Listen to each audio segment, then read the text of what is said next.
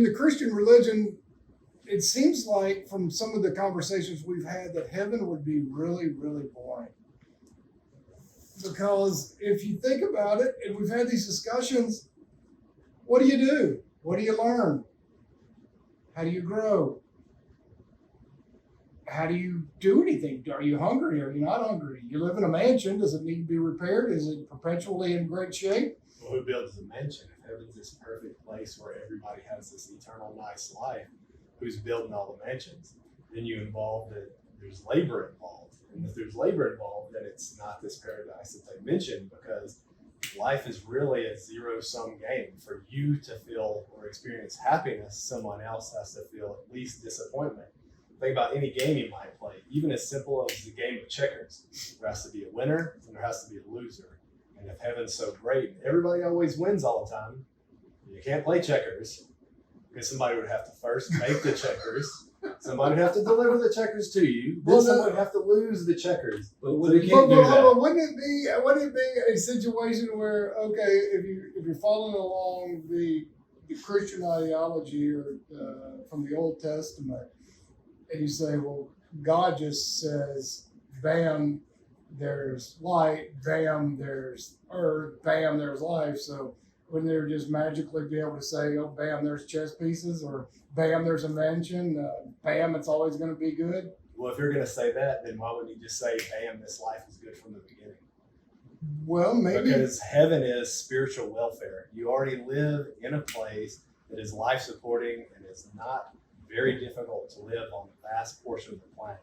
Yes, there are portions of the planet that are a much harder way of life, but for the vast majority of planet Earth, there are places that are really easy for things to grow. It's really easy to sustain life. There's food, there's places. So you already live in a paradise. We live in a paradise. The only thing is with that is we do have a heaven on earth. We just choose as a collective humanity to live in a despotic, corrupt-ridden madness. Because so why would heaven be any different? The same people that are dying on earth are allegedly going to heaven. A very valid point. But it does seem like it would be rather boring. So what you're saying is we just need to go to hell and have fun?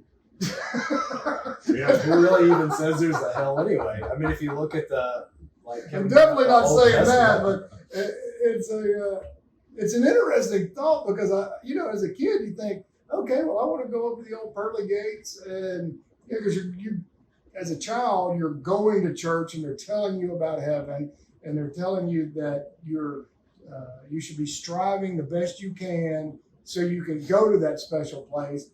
And then the more you think about that special place, you're like, well, what's so special about it? Like, what are you doing? Are some versions of Christianity and others say that you're in a human form. So if you're and some say you're in a spiritual form, whatever that may be. I've never really heard a really good explanation of that. You're sitting down. You don't even have anybody feeding you grapes. On a Roman chair. Like, what are you doing? Like, if you're never hungry, and you never want for anything, or you don't have any goals, you're already in heaven. What do you do? You're like, well, you're just sitting around like, well, Trey, we've been up here for about 1/100th of eternity, and it seems like already a really long time. We've already talked about everything. And we don't even need to talk about everything, because supposedly we would already know everything. Well, there's a couple things that I find flawed with that argument. First off, if we were to have known everything, you would go back to the Bible, which this whole heaven thing is based upon. And there was a tree of good and evil, of knowledge. And you weren't allowed to eat that. Secondly, there's a fence around this heaven place. And where are most fences and gates meant? To keep people in. So it's probably not that good of a place to begin with.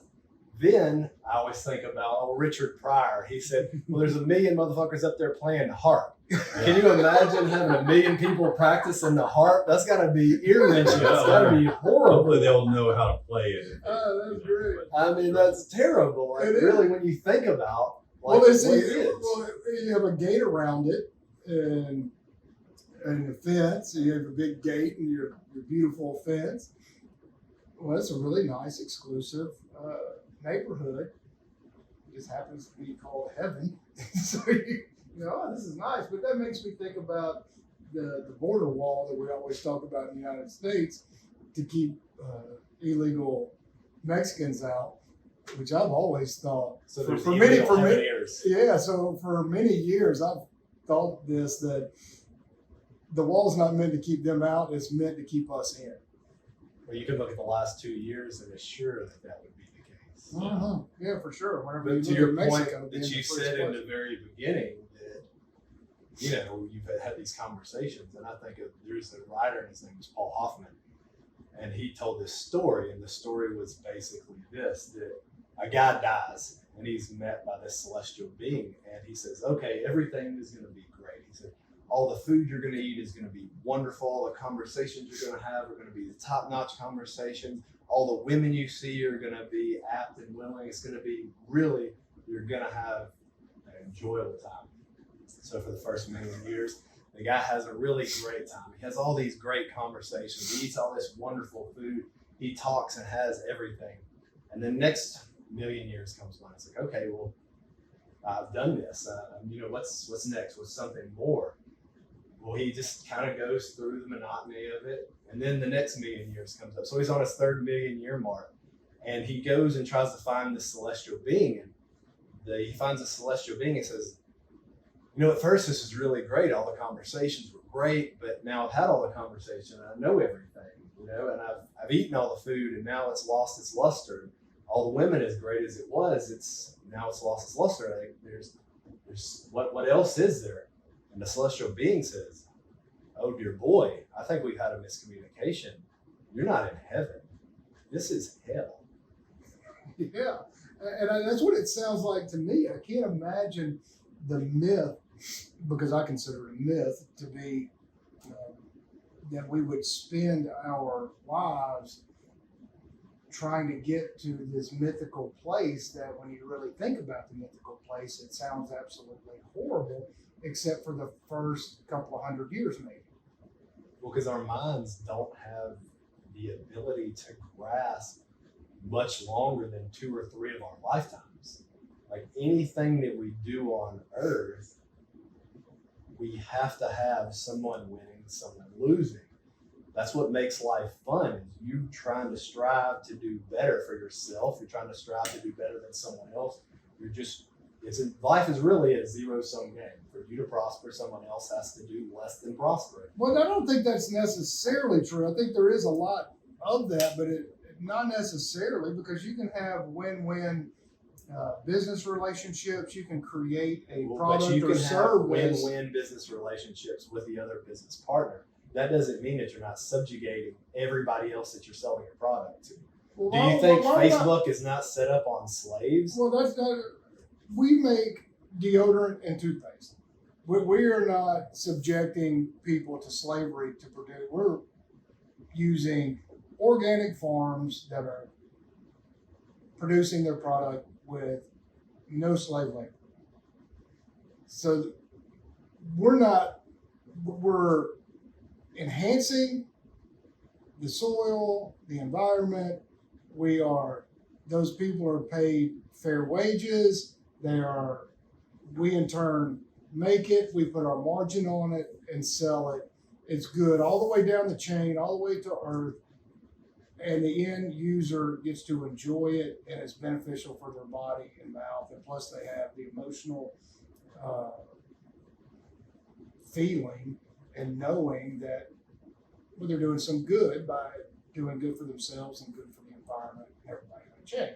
Now, we're not all these other big name brands that have a long history, sordid history of causing all sorts of slave labor and harm and destruction to water systems and the soils and all that. Like you say, we do live in a world that could be a heaven on earth, and it could be a win all the way across. We're just not designed that way, but many companies are. Many are, but there are also many that are not. There's probably more that are not than are. Well, that's probably true, but Or they can start out in a good way. but there are a lot of good companies and people that provide really good services. A good example would be there are a lot of great copywriter companies that will sell good products that are eco-friendly and good to their employees and all that sort of thing. And those are great, fantastic creative minds that can write stuff that would go make any one of us go, oh wow, that's an interesting service. That's an interesting product. I've got to continue to read this. Oh wow, they just persuaded me through their genius for me to buy this thing. Like they persuaded me that I already had an inclination that I liked it, and then they showed me why I loved it, and I gotta have it right now. But on a heaven situation, you don't need any of those. I was going to say, can you get that product in heaven? But no. Probably not. But like Trey was saying, you got to have people who, St. Peter's at the pearly gates. Does he get to take a break? I mean, does he need to leave and check on his own house while everybody's standing there? He's always working. Does he leave his doors open? I don't know. What is his doors locked? I mean, like you said, who built the gate? Who built that golden brick road? And all that stuff. Do you have privacy? Do you even need privacy? Are we all just spirits intermingling with each other? Well, who knows what the afterlife may or may not bring, but just the mental construct of heaven, the way it was portrayed on us as children growing up in Christian schools and going to Christian churches, it leaves a lot of unanswered questions that make you go, what will we be doing? If that is the case, if that is true, that seems really hellish. Like after a little bit of time, you go, I need to challenge myself. I need to expand. Or maybe we just can't get it. Maybe the finite minded man can't wrap its mind like we can't wrap our minds around time, like you said.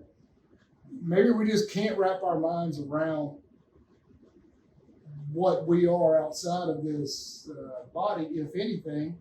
And if we are, but then doesn't that set a whole nother set of problems? Because you to even see heaven, you have to break your mind for where it is now. So going into heaven, you're not going to be the same person. Your mind is going to be cognitively, physically, and mentally broken down into something else. So in fact, then you're just going into Stockholm syndrome, and you're the prisoner, but you don't have your mind that you have on earth. So now you're just going into that form, and you're being Stockholm syndrome that you're still in hell. But it's going to be so much better because we've broken you from this, and this. I think it's interesting because it's one of the aspects of growing up in these Christian schools and going to various different Christian churches is that the end goal was that thing, which I think is virtuous and good. I want to be good to myself and good to my neighbors and good to anybody that I come in contact with the caveat that they're not a direct physical or otherwise threat to me. I would like to think that I'm going to go be friendly the best I can with all of my human flaws. Yeah. But that does not negate or should not negate me from being able to go to heaven. I can't imagine if there is a heaven and I get up there and he goes, well, you didn't believe in this Jesus dude, so or you had questions about that. Well, you got to go to hell. And I can't imagine hell being any worse than heaven because the way it's described seems hellish. Or we're going to reincarnate you and you're going to come back with money or something. But and I'm on a stick at a campfire getting eaten by. And then you just do the whole process again. Well, it just what that does is open up this big can of worms that I've not been able to get an explanation of from superficial Christians that don't really like to think, and that may be you, and you're probably disliking it right now. Well, you could just go ahead and leave because we most of our audience is very open-minded and like to question things and examine things and figure out why we believe certain things. And in doing that, I think helps us become better people and have a better understanding of who we are. And I find heaven to be boorish. Like we never focused on the end goal. You know, like when we're young and you're told, oh, be successful. Now go to college, go get this job, or go be an entrepreneur and make these sacrifices and make yourself monetarily successful. What is often never discussed, if ever, is once you get there. I'm striving to get to this thing of success, and success to a lot of people is thinking they're getting into heaven, but you never contemplate heaven. They don't contemplate what's it like if I do achieve all my business goals. What if I achieve all my personal goals? Then that brings on so many more questions and concerns and problems. I think that's why our forefathers of this country had it so right. It's the pursuit of happiness, not the achievement of happiness. It's the pursuit of happiness. In the pursuit of all things, you can find, I think the main goal of life, to me at least, is to be well balanced. You know, I don't want to, everything in moderation the best you can, strive, exercise your mind, your body, exercise your love, maintain and work on your relationships, and because nothing comes easy except for failure. Failure comes pretty easy, and when you're striving to do certain things, whether it's to have this fantastic career as a surgeon, or to be this great entrepreneur, or to be a good safety guy in a old place, you know, I mean, all these things requires effort. And you make failure. So if you're striving to be good, you're striving to success, you're always going to be knocked down, and you just keep on getting up and getting up. And so failure is really easy because you don't have to do anything, and you just fail. Maybe that's what heaven is, just a succession of failures. It looks like success. Yeah, it's just a strange concept, and that's one of the things why I love the people that join us, and we appreciate y'all so much, because it is important for us to, again, contemplate all these topics, because otherwise, what are we doing? You know, we haven't hit on one of the major things that a lot of Christians believe is that you go to heaven and you get to sit in the presence of this Jesus or God person. Or some of the other religions, they think, oh, you go to this nirvana or whatever it is, and you get to sit in this presence of this almighty being. Maybe that's just their end goal, is they just get to sit in the presence of greatness. And what does that mean? And I am of the mind that the divine is within us all. We all are sparks of divinity, and we are all, no matter what religion or whatever you think. An empirical fact is we are of the earth. We are what we eat. We are all water. We are all cycling out this earth, and then we're going to go become the earth again. And what our bodies are going to turn into other things. And our bodies now are part of what has been forever, as far as we know what forever is. So there is a recycling of everything, whether people like to recognize that or not, doesn't matter. That's still a factual statement. We are water. Water is, there hasn't been any more or less water on the earth ever. It's always the same. So that being true, we have been everything. We have been trees. We've been rabbit pits. We have, just everything. We've been the sweat on dinosaur balls. I mean, like everything you can imagine, we have been that because we are water. So we are recycling and recycling and recycling. And we are life. And what that means, I think, is part of what our conversations try to go into, try to figure out. And can I figure out the concept of heaven? No, because it seems so childish. It seems like an Edward Bernays marketing ploy to get you to do exactly what I want. It probably is, because then if you go back to the Old Testament, there's not a mention of heaven or hell in the Old Testament. No, it's only a New Testament thing. And I don't even know how new in the New Testament is. is. It's probably just some creation set up by some preacher. Oh yeah, if you do good, you can come over here. Let's think of a place really good where people want to go. Call it heaven. Then think of another place that's really bad. Yeah. We'll put the bad people there. Yeah. Hello? No, just hell. Yeah. Yeah, we'll call that one hell. Yeah. Well, it's weird though that there's many religions that have a heaven or hell, and it's not just the Christian religions. There's other religions that have afterlives that either are good or bad. And we always talk about, or I hear people say, "Oh, you can't contemplate the mind of God. You can't contemplate divinity and all this." Well, then how do you know what good and evil is on earth if you can't contemplate divinity and why God did this and that? And how do you know what you're doing is actually right? So that kind of goes off on a whole other subject, but to touch on it briefly is the yin and yang. There is good in everybody and there's bad in everybody. So if God created all things, then that means there is good and bad inside of this intelligence.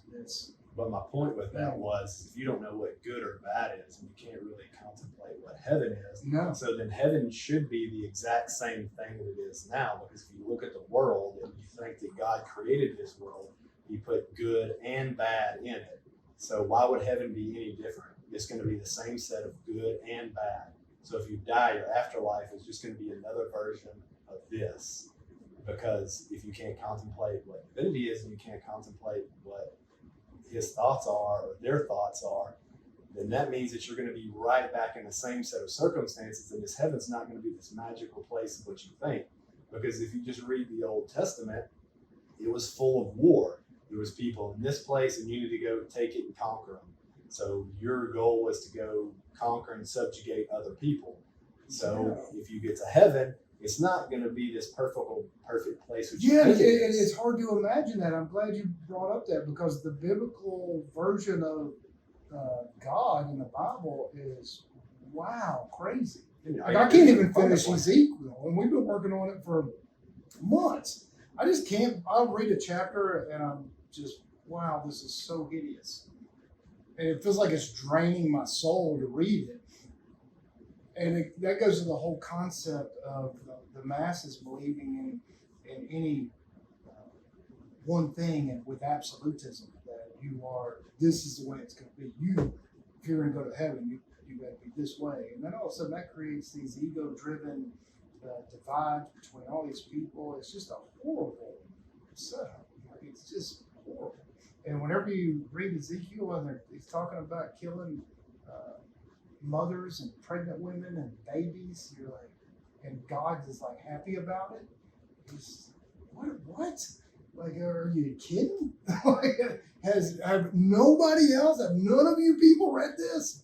That's the book you're believing in, and then you want to go to heaven with that guy? That guy's made the heaven. You want to go to that place? I don't think I'm gonna pass. I gotta plus ticket somewhere else. Maybe you get to heaven and you just get to go murder a bunch of babies. Maybe that's the reward. Man, that's what it seems like if you. That is the promised land on earth, and if that's what you're given on earth. Yeah, it's really, really difficult. Well, I know probably this could be another topic too, but I think Catholicism and all those guys back in the days that were sitting there writing the books and stuff like that were just possibly making some stuff up. No. I mean, It's stealing other myths from over time and combining stuff to control the masses. No way. On the first day he created life. Who was there? Who told him, hey, write this down? Who did this? That just makes me laugh what you just said. It makes me think about the Big Bang Theory, which is a totally other subject, but it's kind of the same principle. Like, well, I think all of it ties in. We are talking about what's going on in this life and what's going on to the next life. Like what you were saying, but when you said it does relate to Big Bang, I like how everything, in physics and astrophysics, all these things, this all flows and makes sense if you just grant us one miracle. The miracle is somehow there was something and it's clumped and just exploded. We don't know where the clump came from. We don't know how the explosion came. We don't know. You just grant us this one miracle, and everything else kind of falls into place, sort of, kind of, but not really.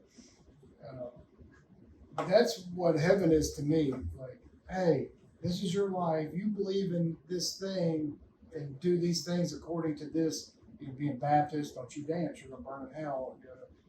Catholicism, you better come in here and confess over everything. You're going to hell. Or, all these different sects of Christianity. But I can't tell the difference between what heaven and hell is. Well, if you put anything on a long enough time frame, it all gets very blurred. Yeah. I mean, if you stretch anything out on a long enough time frame, where is your difference between good and evil? That is really true. And I like to think that the good and the evil, the dark and the white, are within inside of us all to help us maneuver. Like whenever you're sad, you want to be able to think and contemplate that and be wise enough and emotionally stable enough to use that sort of darkness to bring you back into the light of smiles and happiness and joy. But without that sadness, you don't know what happiness is. And if you're in heaven where there's nothing but happiness and wonderfulness, how do you know you're happy? You can't know you're happy. Why you looking at me? I mean, you seem to be the expert. Well, I'm not happy, But you don't really know that you're not. but I don't happy. do it. Yeah, no. I mean, there's a lot of things in life where we might think that we're unhappy or we think that we're going through this patch. And then you get a couple years down the road and you're like, you know what?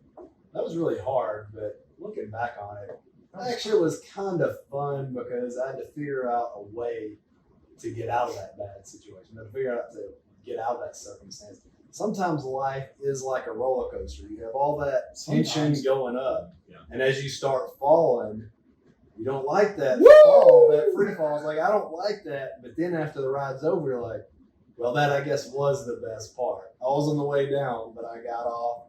Okay, so let me ride that again. Do it again. Yeah, let me do it again. Well, maybe you just explain the whole notion of reincarnation in your explanation. Maybe so. Maybe so. I like that. I mean, personally, what I think happens when you die is we all have this sack of DMT in our brain. Why don't we just create our own reality? There is nothing that actually says what happens when we die.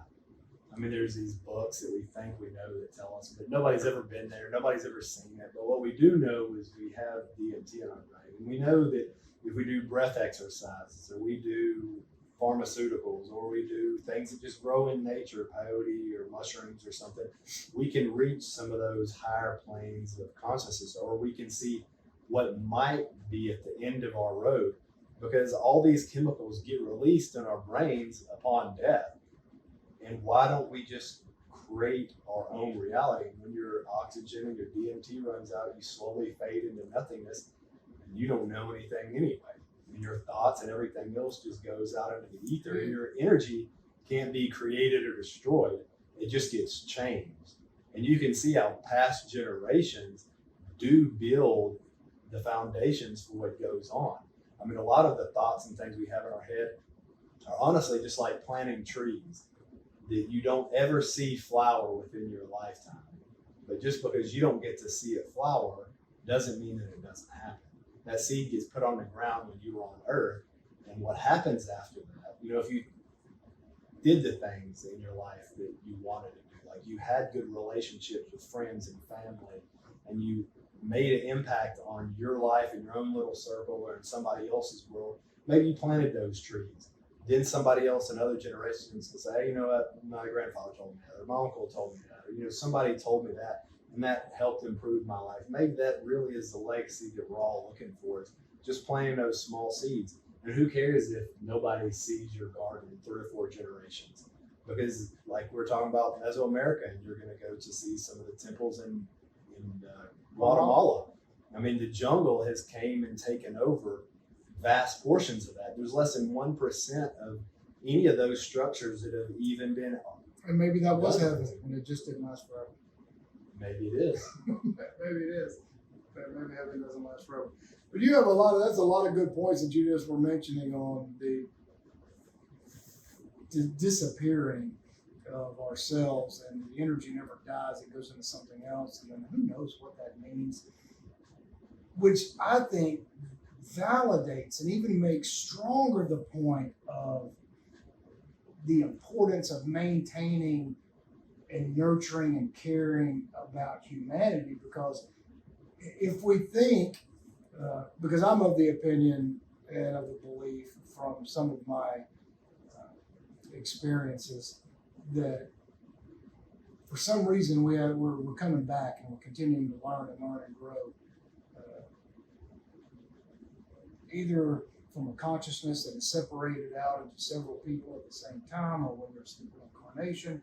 There's something strange happening, and whether that's true, I don't know. I have no idea, and I don't know. I have any idea if you're right or wrong, and I don't have any idea if heaven is true or not true. I'm really inclined to say it's a myth, because if everything points to that, then it's kind of like trading. It's we're at the farmer to traders. That's what we do. And if all the facts are pointing, all the evidence is pointing, this is what this is going to do, this is how this is, that's really how that is. It's kind of how that is. If you're driving past a school shooting and you see a kid running around with his gun shooting up everybody, where you have visual evidence that guy just did atrocities. That's a fact. Like, you have that. It's the same thing, I think, with heaven. You can't say that there's a heaven empirically and like this is a fact, because it doesn't make any sense. It definitely doesn't make any sense of the Christianity version of heaven, because there's all these other people that, if you believe that this one God created everybody, well, then you all stem from this one bloodline. Then why would there be an exclusivity in heaven?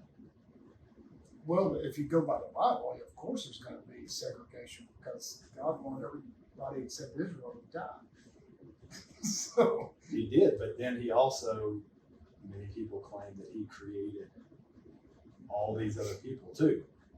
So everybody has. Yeah, it's a real big quagmire, and the whole point is heaven seems to be pretty boring, and it's going to be like so boring you would almost consider to be self-isolation in a deprivation chamber, because after so much time goes by in heaven, it's the exact same thing for eternity, which you can't wrap your mind around. And if we think of ourselves, if we have a really nice house, we have everything that we want, we have no financial worries, we have no health worries, we have no worries whatsoever, but this is your place, this is where you can only go. After a little while, after 100 years of that, being healthy and all your needs are taken care of, you're going to be like, man, I got to do something. Something has to give here. Like, this is getting fucking boring. I'm pulling my hair out. I am in isolation. No matter if me and you were together for 100 years in this room, after a while, we're going to be like, man, this shit's, we got to figure out how to get out of this heaven place. So it'd be like Groundhog Day. Every day. Every day. I mean, it really would be. It'd be like Groundhog Day, doing the same thing over and over. Same. And I like the way that you just described heaven. Is you don't have any worries. You have this nice house, but really everything's equal. And that's another big problem I have with the Christian version of the afterlife. That's socialism and communism, where everybody's equal and the same. So you have these religions that are preaching these things, and you see how well socialism and communism works on Earth. It doesn't work out so well. And it's not too far of a stretch to look at this God character. If you read his book of work. As a dictator, and not too far removed from Hitler or Stalin. For sure, especially if you read the Old Testament. And not just say, oh, I've read it, I read it. No, you have not studied the Old Testament. I've heard this argument from countless people. Oh, I know my Bible. I've read it. Well, I thought that too until I actually read it. Like I thought I've read it and thought I understood it. But until you start at the beginning and read every single page, every line, word by word, all the way through and do it slowly and methodically, you have no idea what you're talking about. You just don't. And so if you're not at that point, you've not done that, and you think we're pissing you off, well, see ya. Come back to us whenever you've read it so you can have a meaningful dialogue. Because that is just vital to really any intelligent discussion. So the point is, I think we shouldn't even think about a heaven or hell because we don't know.